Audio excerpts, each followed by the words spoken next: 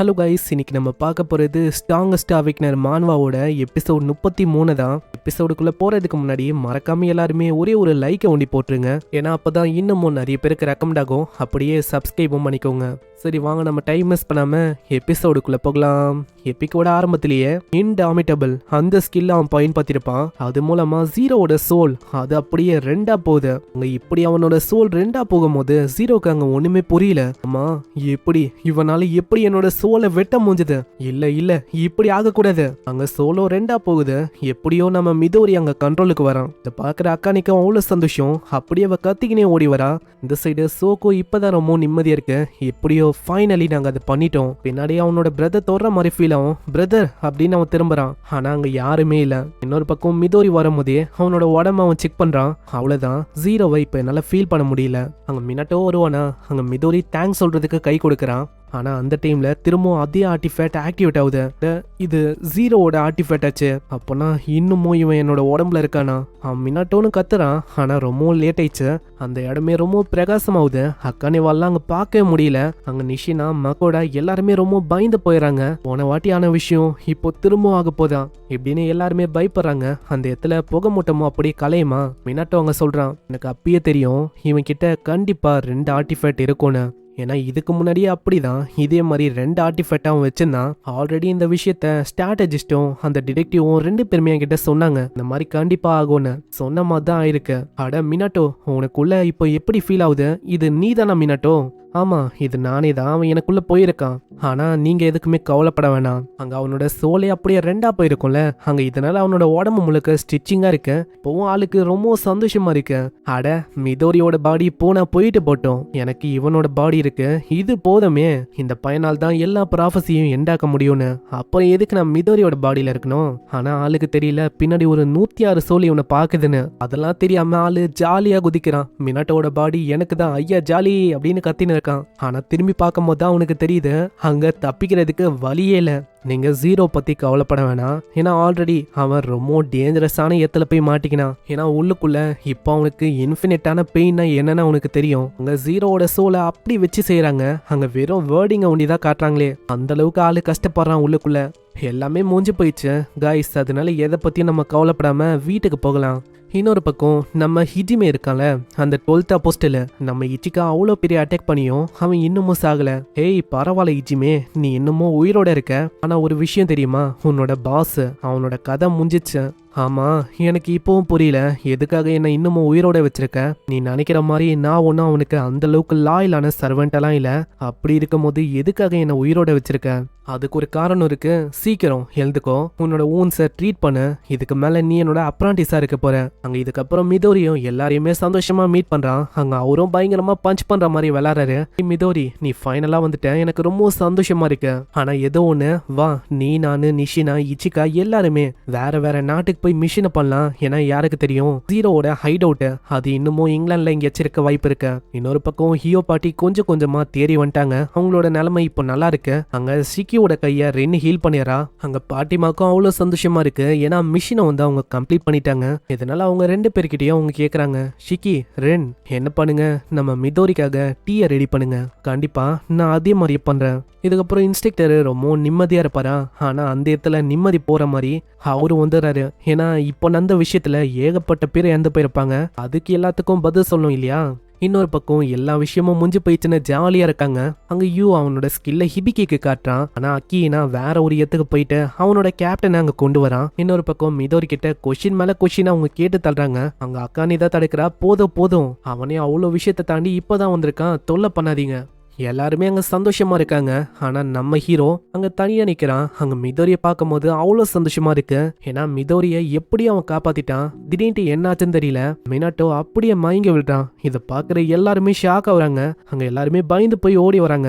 ஆனா நம்ம ஆளு எழுந்துக்கிற மாதிரியே இல்ல. உன்னோட கிரஸ்ட் நத்திங்னஸ் அதுவும் கொஞ்சம் கொஞ்சமா அப்படியே ஃபேட் ஆக ஆரம்பிக்குது. ஏன்னா நம்ம மினாட்டோ இப்போ ஒரு டீப்பான கோமாக்கு போயிட்டான். எப்படிப்பட்ட கோமானா அவ்வளவுதான், நம்ம ஹீரோவால இதுக்கு மேல எழுந்துக்க முடியாது. இன்னொரு பக்கம் எல்லாரும் எல்லாருமே பயந்து போய் வந்து பாக்குறாங்க. அங்க இதை பார்க்கும் போது மிதோரிக்கு அங்க தெரியுது அங்க ஏதோ ஒரு விஷயம் மர்மமா தெரியும். அந்த இடத்துல திடீர்னு அவனோட முடியெல்லாம் மாறும். இந்த விஷயத்த இதுக்கு முன்னாடியே நான் சென்ஸ் பண்ணிருக்கேன். நீ மினாட்டோ இல்ல தானே? ஆமா அதேதான். என்கிட்டயும் வேற வழி இல்ல, நான் இதை ரிவீல் பண்ற மாதிரி ஆகுது. நான் தான் ரயன். நான் ஒரு ஸ்ட்ராட்டஜிஸ்ட், ஒரு லெஜெண்டரியான ஃபவுண்டரு. இப்போ நான் தான் மினாட்டோட பாடியில இருக்கேன். இதை கேட்குற எல்லாருமே ஷாக் ஆகுறாங்க. என்னது நீங்க சொல்றபடி பார்த்தா அந்த லெஜெண்டரியான ஃபவுண்டர் நீங்க தானா? எல்லாமே ஒரு கட்டுக்கதை அப்படின்னு தான் நினைச்சாங்க. ஆனா அந்த மாதிரி ஆளுங்க உண்மையிலேயே இருந்திருக்காங்க. உண்மையை சொன்னா எங்களோட எக்ஸிஸ்டன்ஸை நாங்க ரிவீல் பண்ண ஆசைப்படல. ஆனா இப்போ எங்க கிட்ட வேற சாய்ஸே இல்ல, அதனால இதை பண்ற மாதிரி ஆயிடுச்சு. நான் உங்ககிட்ட தான் இந்த ஃபேவரை கேட்டாகணும், ஏன்னா நீங்க தான் மினாட்டோக்கு ரொம்ப க்ளோஸ். அதனால ப்ளீஸ் எப்படியாச்சும் அவனை காப்பாத்துங்க. மினாட்டோவை காட்டுறாங்க. மினாட்டோ ஏதோ ஒரு பூவால நிறைஞ்ச ஒரு எத்துல இருக்கான். இன்னொரு பக்கம் மிதோரிக்கு போன்ல ரெக்கார்ட் பண்ண ஏதோ ஒரு வீடியோ வருது. நண்பா என்ன நீ பாக்குறேன்னு தெரியுது. இப்போ நீ என்ன பாக்குற டைம்ல கண்டிப்பா நான் உயிரோட இருக்க மாட்டேன். ஆனா என்னோட மெசேஜ நீ கேளு. நமஸ்தே மிதோரி, இது நான் தான் ஹரதீப். உன்னோட பாடியோட கண்ட்ரோலை இழந்துட்டேன் அப்படின்னு எனக்கு நல்லாவே தெரியும். கண்டிப்பா நீ வந்து என்ன தாக்க வருவ, அதுவும் தெரியும். அதனால தான் என்னோட உயிரும் போச்சு. ஆனா இதுக்கு நீ கவலைப்பட வேணாம். என்னோட சுச்சுவேஷன் அதை ஒண்டி புரிஞ்சிக்கினா போதும். அதாவது என்னன்னா, நான் இறந்து போனதுக்கு நீ ஒன்னும் காரணம் இல்ல. ஏன்னா நீயா வந்து உன்னோட ஃப்ரெண்ட்ஸை கொன்னு இருக்க. அப்படி கொன்னும் எல்லாருமே அமைதியா இருக்க மாட்டாங்க. கொன்னது நீதான். ஆனா நல்லா புரிஞ்சுக்கோ, இதுல உன்னோட ஃபால்ட் இல்ல. நான் உனக்குள்ள இருக்கிற அந்த 12 அப்போஸ்டல், அந்த ப்ராஃபசி, இதனால தான் எல்லாமே இப்படி ஆச்சு. அதனால மிதோரி நீ தயவு செஞ்சு உன்னையே ப்ளேம் பண்ணிக்காத. எல்லாத்துக்கும் காரணம் அந்த நம்பர் 0 அவன்தான். ஆனா ஏதோ ஒன்று மிதோரி, நான் இப்போ என்னோட டெஸ்டினேஷனா இருக்கிற மும்பைக்கு வந்துட்டேன். அதனால கண்டிப்பா நம்ம திரும்ப ஒரு நாள் சந்திக்கலாம் அப்படின்னு அந்த வீடியோ முடியுது. மிதோரிக்கும் அவ்வளோ கஷ்டமா இருக்கு. அங்க மத்தவங்களும் சொல்றாங்க, மிதோரி என்ன பண்ண இருக்க, வா நம்ம விளாடலாம். மிதோரி ஓகேன்னு சொல்றான். இன்னொரு சைடு மிதோரியை பத்தி தான் நியூஸா போயின்னு இருக்கு.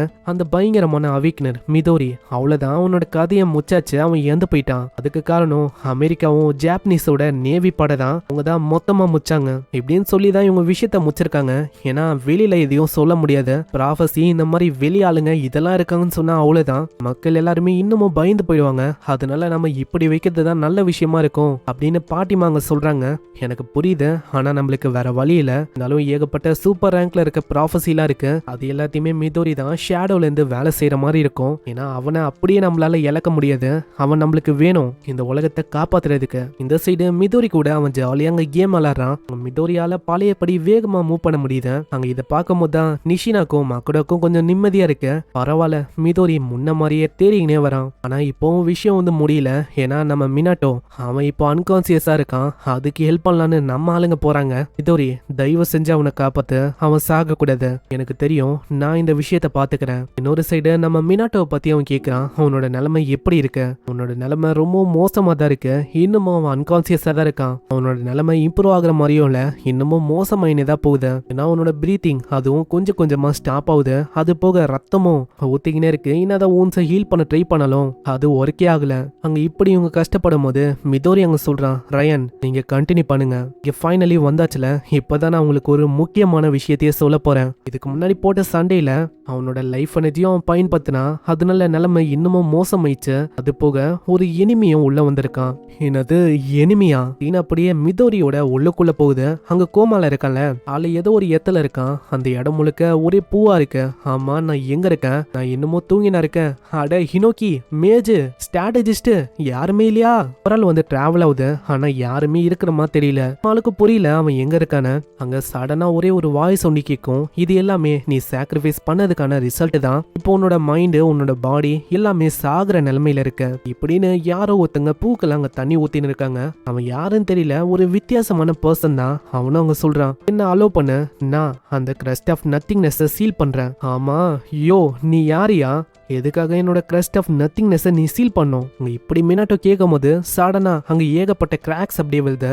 அவனோட அப்பியரன்ஸ் அப்படியே சேஞ்ச் ஆகுது. நாங்க யாருன்னு நான் கேட்டேன். நாங்க தான் கிளஸ்டர்ஸ். நாங்க எல்லாருமே தான் அந்த விஷயத்தை கிரியேட் பண்ணோம். அதாவது உங்க உலகத்துல சொல்ற அந்த ப்ராஃபசி அதை கிரியேட் பண்ணதே நாங்க தான் உங்க உலகத்தோட எனிமி. இது வரைக்கும் பார்த்தது ஒண்ணுமே இல்ல, இப்பதான் உண்மையான ஆட்டமே ஆரம்பிக்குது. இந்த கிளஸ்டர்ஸ் இவங்க மனுஷங்க இல்லைன்னா உண்மையிலேயே யாரு என்ன? இது எல்லாத்துக்கான பதிலும் நெக்ஸ்ட் எபிசோட்ல நம்மளுக்கு தெரியும். ஸோ மறக்காம ஒரே ஒரு லைக் ஒன்று போட்டுருங்க. ஏன்னா அப்பதான் இன்னமும் நிறைய பேருக்கு ரெக்கமெண்ட் ஆகும். நான் உங்களை நெக்ஸ்ட் எபிசோட்ல சந்திக்கிறேன். தேங்க்யூ ஃபார் வாட்சிங். சைனரா.